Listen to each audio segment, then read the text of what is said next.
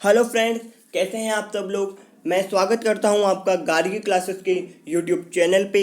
आज का जो वीडियो है उसका थंबनेल आपने पढ़ लिया होगा। मैंने ये वीडियो तैयार किया है चैप्टर 4 लेज़र एंड पोस्टिंग के ऊपर। इस वीडियो में मैं बताऊंगा लेज़र का इंट्रोडक्शन, उसका मीनिंग, उसकी इम्पोर्टेंस क्या है और उसका फॉर्मेट कैसा होता है। ये सब मैं आपको इस वीडियो में बताने वाला हूँ, तो वीडियो को एंड तक ज़रूर देखें। और अगर आपने अभी तक हमारे चैनल को सब्सक्राइब नहीं किया है तो प्लीज़ चैनल को सब्सक्राइब कर लीजिए और बेल आइकन को प्रेस कर दीजिए। तो चलिए शुरू करते हैं आज का वीडियो। सबसे पहले बात करते हैं इंट्रोडक्शन और मीनिंग की। ठीक है, मैं मीनिंग के जो नोट्स हैं आपको दिख पा रहे हैं, ये जो भी मैंने लिखा है वो मीनिंग का मीनिंग लिखा है, लेकिन इंट्रोडक्शन मैं आपको ऑरली देने वाला हूँ, तो ध्यान से सुनिएगा। ठीक है, हमने first step of double entry system, मतलब डबल एंट्री सिस्टम के फर्स्ट स्टेप में हमने क्या सीखा था कि कैसे dual aspect of each transaction होता है, कि कैसे एक ट्रांजेक्शन दो अकाउंट्स को अफेक्ट करता है, क्रेडिट और डेबिट। ये हमने डबल एंट्री सिस्टम के फर्स्ट स्टेप में सीख लिया था। अब कभी प्राइमरी बुक से हम कभी भी ये नहीं जान सकते कि कितने ट्रांजेक्शन एक ही पर्टिकुलर अकाउंट के साथ हुए हैं, ठीक है, किस डेट को हुए हैं, और उस ट्रांजैक्शन की प्रेजेंट की जो सिचुएशन है, मतलब उसका प्रेजेंट जो बैलेंस है वो कैसे क्या है, वो हम प्राइमरी बुक से नहीं जान सकते। ठीक है, जैसा कि एक एग्जांपल ले लेते हैं कि मिस्टर अंकुश हमारे एक कस्टमर हैं जिनसे हमने ट्रेड किया है, तो उनको हमने कितना सामान बेचा है या फिर कितना क्रेडिट में बेचा है, कितना कैश में बेचा है, उनसे हमें कितना अमाउंट रिसीव्ड हो गया है, ये सब इंफॉर्मेशन हमें मिस्टर अंकुश के अकाउंट से ही मिल सकती है। इसी तरह एक दूसरा एग्जांपल है कि गुड्स हमने परचेज़ किया है एक अकाउंटिंग ईयर में, तो वो कितना परचेज़ किया है, उसको कैश में कितना हमने उसका पेमेंट कर दिया है, ये सब हमें परचेज अकाउंट से जानने को मिलेगा। तो इन सभी इंफॉर्मेशंस को जानने के लिए, समझने के लिए हमें second step of double entry system पढ़ना होता है, जो कि है ledger and postage. I hope आपको इंट्रोडक्शन पता चल गया होगा कि हम लेजर क्यों पढ़ते हैं। अब इसका मीनिंग, कि लेजर का एक्चुअल मीनिंग क्या है।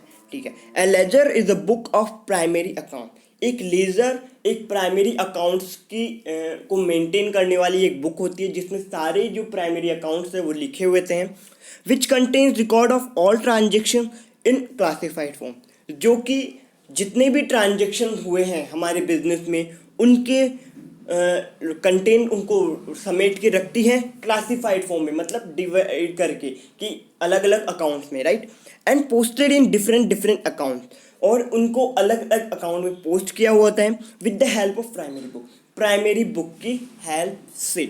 ठीक है, अब मैं आपको एक साथ समझा देता हूँ कि लेजर एक प्राइमरी अकाउंट्स का एक बुक है, जिसके अंदर हम जो ट्रांजेक्शन्स हैं उनको अलग अलग क्लासिफाइड फॉर्म में रिकॉर्ड करते हैं और देन आफ्टर उनकी पोस्टिंग करते हैं।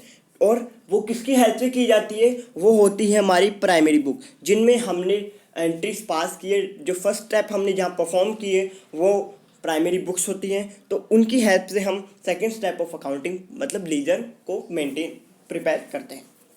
ठीक है, ये तो हो गया इसके मीनिंग। अब देखते हैं कुछ जानने वाली बातें कि रिमार्केबल पॉइंट्स क्या क्या हैं। कि this is also called principal books of account, कि ये जो लेज़र है उसे दूसरा नाम भी से भी जाना जाता है, वो है प्रिंसिपल बुक्स ऑफ अकाउंट। तो हो सकता है कि एग्जामिनर आपको लेज़र ना लिखकर ये भी लिख दे कि post them in the principal book of account, तो कंफ्यूज मत होइएगा। इसके बाद में this is second stage of double entry system. मैंने इंट्रोडक्शन में बता दिया था कि फर्स्ट स्टेप में, डबल एंट्री के फर्स्ट स्टेप में हमने ड्यूअल एस्पेक्ट ऑफ ट्रांजेक्शन सीखा था। अब सेकंड एंट्री में हम लेजर उनकी पोस्टिंग करना सीखेंगे। तो ये क्या हो गया, second stage of double entry system हो गया। अब मिस्टर J.R. बार्टली बॉय ने लेजर के बारे में क्या क्या है वो भी देख लेते हैं।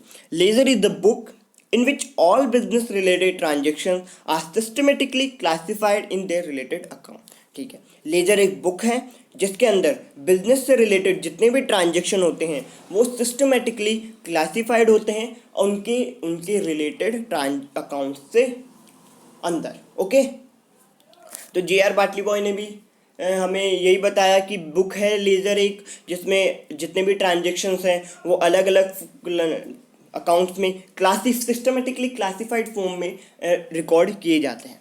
आई होप आपको मीनिंग समझ में आ गया होगा।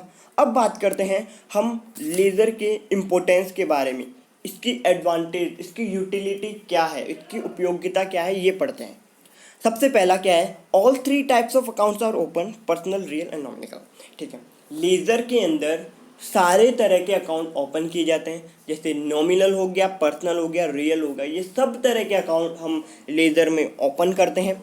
इसके बाद में दूसरी यूटिलिटी क्या है, all the transaction are written at a place date wise so that necessary information can be available. ठीक है, लेज़र को मेंटेन करने से एक हमारे को इम्पोर्टेंट या फिर एक एडवांटेज क्या हो सकता है कि जितनी भी ट्रांजेक्शन्स की जो हुए हैं उनकी हमें इंफॉर्मेशन एक जगह मिल जाती है।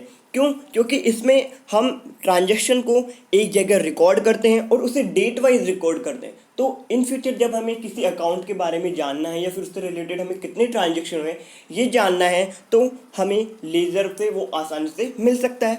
दूसरा, third, at the end of the year balance of all accounts can be found out and present situation of business can be assessed. ठीक है, एंड ऑफ द ईयर कि हमारे बिजनेस की प्रेजेंट सिचुएशन क्या है, फाइनेंशियल सिचुएशन क्या है, हम वीक है या स्ट्रॉन्ग है, ये जानने के लिए भी हमारे जो लेज़र है वो बहुत हेल्पफुल रहता है। क्यों? क्योंकि हमें जितने भी ट्रांजेक्शन हुए हैं उनको हम अलग अलग अकाउंट्स में मेंटेन करते हैं और फिर हमें आसानी से पता चल जाता है कि हमारा बैलेंस क्या चल रहा है, डेबिट बैलेंस चल रहा है या फिर क्रेडिट बैलेंस चल रहा है।